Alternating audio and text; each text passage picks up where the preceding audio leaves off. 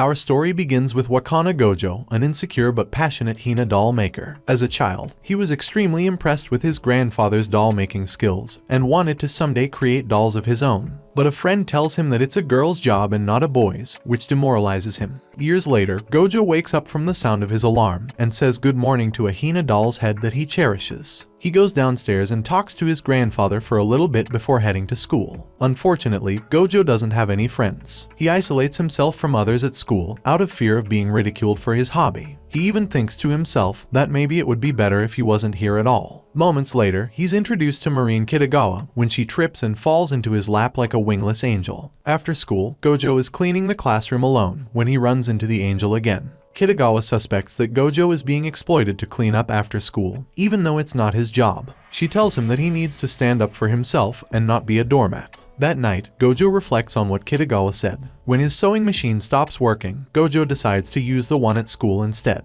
As he's talking to his hina doll's head, Kitagawa barges in, followed by an awkward silence between the two. Gojou is extremely embarrassed, but rather than laugh at him, Kitagawa expresses her admiration for his tailoring skills. Suddenly, she removes her clothes and shows him a cosplay outfit that she's been working on, of a video game character named Shizuku. When Gojou criticizes her cosplay and her substandard sewing technique without thinking, Kitagawa asks him if he might be able to make a cosplay for her instead, and explains how important this video game character is to her. Despite having never made clothing for a real person before, Gojou agrees to help her. He tells Kitagawa that he knows nothing about the character that she wants to cosplay, and she explains that Shizuku is a character from the erotic video game Slippery Girls 2, leaving Gojou quite perplexed. She then hands him a guide on making your own cosplays. The next day, an eager Kitagawa unexpectedly arrives at Gojou's house and goes straight to his room. He's flustered by her presence and feels even more uneasy about taking her measurements, but an unfazed Kitagawa strips down to reveal that she came in wearing a bathing suit.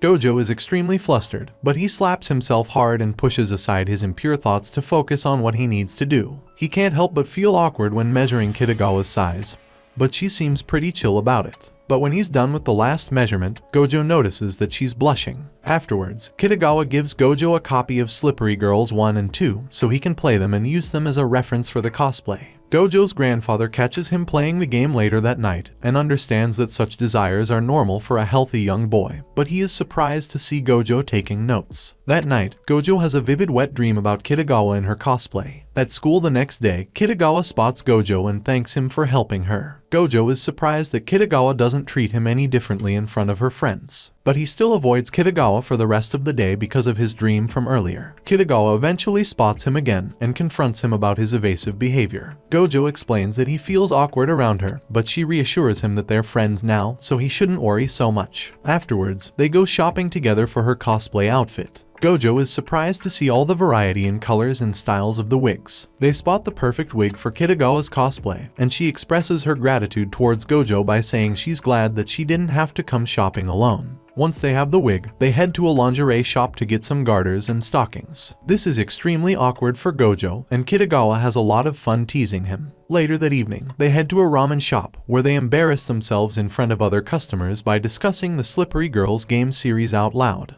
Before they part ways, Kitagawa mentions that an upcoming cosplay event will take place in 2 weeks. Seeing what little time he has, Gojou becomes anxious that he might not be able to finish the cosplay on time. When he arrives home, Gojou's grandfather is happy to see that Gojou had been doing some shopping with his friend, but he's shocked to see a pair of stockings in the shopping bag, causing him to fall and injure his back. Gojou takes his grandfather to the hospital, where his cousin Miori joins them. She tells her grandfather to stay at her place for the next 2 weeks so he can get some much-needed bed rest, and he accepts her offer. At school, Gojou explains his situation to Kitagawa, and she offers to help him in any way she can, so they exchange their contact information. It's revealed that it's time for their midterm exams, which stresses Gojou out even more, as he thinks he won't be able to find time to study and finish the cosplay. At night, Kitagawa arrives at his house with a beef bowl to cheer him up, but notices that the lights are off, so she decides to leave. In reality, Gojou was depressed over his shortcomings. He recalls the fun times he's been having with Kitagawa, and this motivates him to work on her cosplay until morning. The next morning, he calls Kitagawa to tell her that he's finished the cosplay. She arrives shortly after and is completely astounded by Gojou's craftsmanship.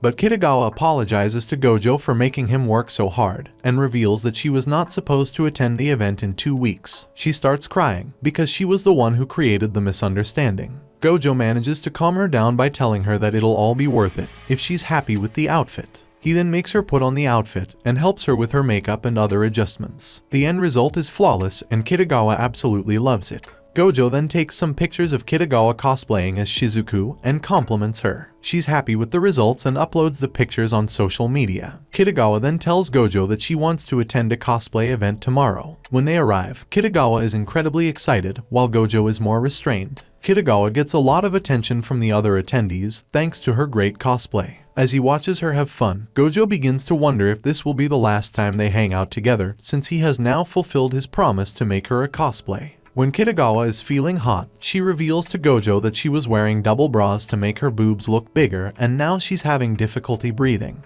They both go inside the building, and Kitagawa cools off by making Gojou unzip her. On their way back home, Kitagawa tells Gojou that there are 51 other characters that she wants to cosplay and would need his help. He's happy to hear that they'll be able to keep hanging out together after all, and agrees to help her with her future cosplays. A drowsy Gojou then tells Kitagawa that she looks beautiful, which catches her off guard. When Gojou's grandfather returns home, he's shocked to see his grandson hanging out with a beautiful young girl. As Gojou explains everything to his grandfather, Kitagawa realizes that she's fallen in love with Gojou. The next day, a young girl arrives at Gojou's house during a downpour, and Gojou's grandfather invites her inside, but leaves shortly after, so Gojou is unaware that there is a girl in their house. While she's taking a shower, Gojou starts to worry that there might be a burglar inside the house. In an unexpected turn of events, he catches the girl naked in the bathroom. She later introduces herself as Sajuna and tells Gojou that she came to his house to commission a cosplay outfit from him. She reveals that she is Juju, a popular cosplayer that Kitagawa had previously told him about. When Kitagawa arrives, she is starstruck by Sajuna's presence. While they talk, Sajuna expresses her desire to cosplay as a character from the anime Flower Princess Blaze, who Kitagawa is also a fan of. When Sajuna asks if Gojou and Kitagawa are dating, both of them get extremely flustered, and Gojou responds that he isn't dating anyone. Kitagawa is happy to hear this answer. She then asks Sajuna if she would like to do a cosplay photo shoot together, and Sajuna declines. But Sajuna changes her mind after Kitagawa offers to pay for a studio if they cosplay together. Gojou then decides to watch Flower Princess Blaze for research,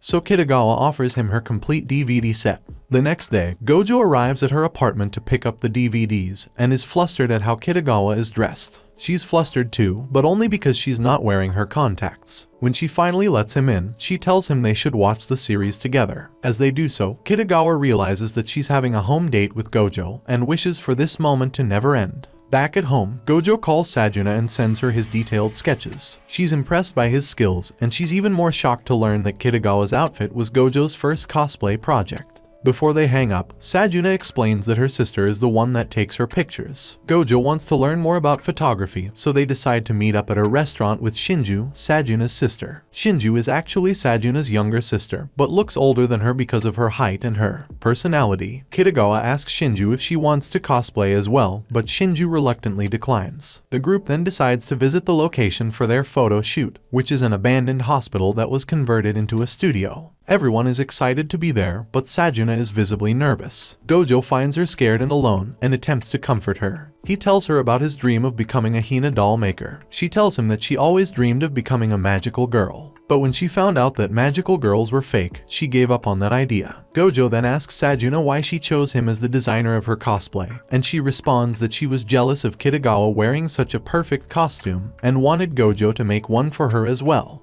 The next day, Kitagawa invites Gojou to go to the beach, and they have a really great time there. Gojou reveals that he never got to visit many places during his childhood because of his hobby. Surprised, Kitagawa promises to take him to many places during their summer vacation. Realizing what she just said, a flustered Kitagawa excuses herself. While Gojou is still having fun in the water, Kitagawa takes his picture as he trips and falls into the ocean. Some time passes, and Sajuna arrives at Gojou's place to try out the outfit that he made for her, and she's happy with it. Kitagawa also loves her outfit, and is shocked to see herself in this cosplay. She feels like she's been a Flower Princess Blaze character all along. She then takes a selfie with Sajuna and is amazed at how many likes she's getting. The girls head to the studio and wait for Gojo and Shinju to arrive. When they finally arrive, Shinju stuns the girls with a male cosplay outfit. In a flashback to the day they first visited the studio, Shinju admitted to Gojo that she actually wanted to cosplay as a male character from Flower Princess Blaze, but that it would be impossible to pull off because of her huge rack.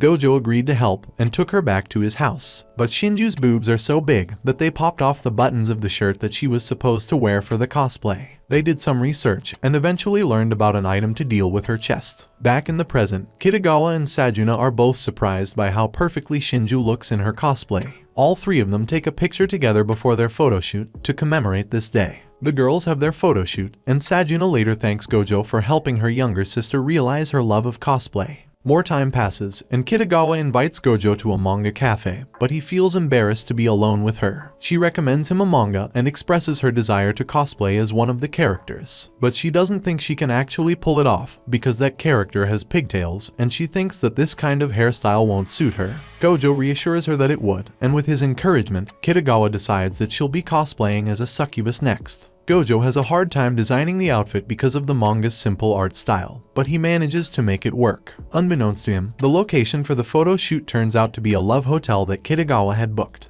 Gojo is shocked about the location and is sitting awkwardly inside the room while Kitagawa gets changed into her cosplay. Once she's ready, he starts taking pictures of her, cosplayed as a succubus. Gojo suggests that Kitagawa should get on top of him to replicate certain scenes and poses from the manga. After taking the pictures, Gojo hears the couple in the next room doing the nasty. He realizes that the position they chose is extremely inappropriate and tries to get Kitagawa off of him. But this only worsens the situation. They stare into each other's eyes and nearly kiss, but their moment together is interrupted by a call from the front desk, telling them that their time is up and they have to leave. Back home, Gojo thinks about the beautiful Kitagawa while he's alone in his room. A few days later, Gojo goes to Kitagawa's place to help her out with her next cosplay. He learns that she's been modeling for a magazine to save up for an expensive camera. They then watch a scary movie together, and Gojo is nervous because he's never seen one before. However, by the end of it, he's enjoying the movie and analyzing the costume designs, while Kitagawa is left terrified. Afterwards, she finishes her homework, and they decide to meet up later that night so they can go to the festival together. At the festival, Gojo is stunned by how cute Kitagawa looks in her yukata, which makes her happy. While watching the fireworks together, the two just stare at each other. After the fireworks, Kitagawa's sandals start hurting her, so Gojo carries her on his back to a nearby store to get her a new pair. Both are very happy with each other's company and promise to visit the festival again together next time. Later that night, when they've both returned home, Kitagawa calls Gojo because she's scared after watching another scary movie and wants to hear his voice. She tells Gojo to stay on the call with her no matter what. But Gojo begins to fall asleep. When she notices that he's passed out, Kitagawa tells him that she loves him. Thank you so much for watching. Don't forget to like and subscribe if you enjoyed the video. This has been Recap Sensei, and I'll see you all again in my next videos.